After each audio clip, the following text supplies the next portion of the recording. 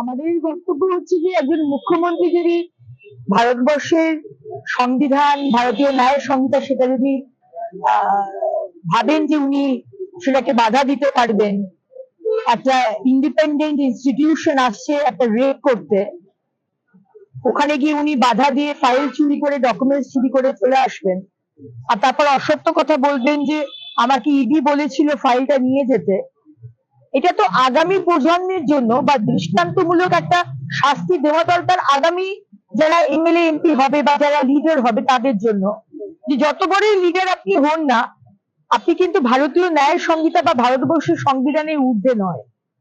সুতরাং আমাদের সাধারণ মানুষ হিসেবে আমার মনে হয় যে মাননীয় মুখ্যমন্ত্রী মমতা বন্দ্যোপাধ্যায়কে একটা দৃষ্টান্তমূলক শাস্তি দেওয়া দরকার, এফআইআর এবং দরকার হলে একটা শাস্তি, অ্যারেস্ট করা হোক, যাতে আগামী প্রজন্ম এইটা থেকে একটা শিক্ষা পায় যে তুমি মুখ্যমন্ত্রী মানে তুমি যে কোনো জায়গায় ঢুকে সেখানে রেড বন্ধ করে দেবে, ফাইল নিয়ে চলে আসবে, সেটা কিন্তু সম্ভব নয়। বিভিন্ন জায়গায় ইডি লাগাতার তল্লাশি চালাচ্ছে, এই কয়লা কেলেঙ্কারি, কয়লা মামলা ইডি তল্লাশি খুব স্পষ্ট, খুব ক্লিয়ার, জলের মতো স্বচ্ছ।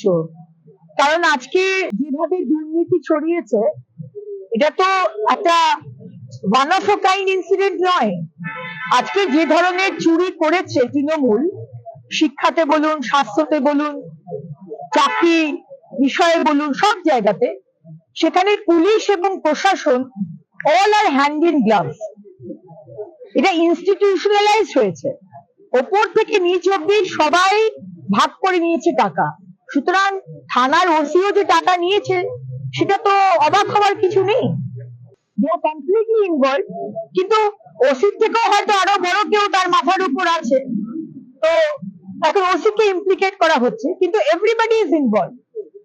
এক দুজন ছাড়া মানে আপনি তৃণমূল মানেই হচ্ছে চোর, যে কথাটা আমরা বলি, এভরিবডি ইজ ইনভলভ।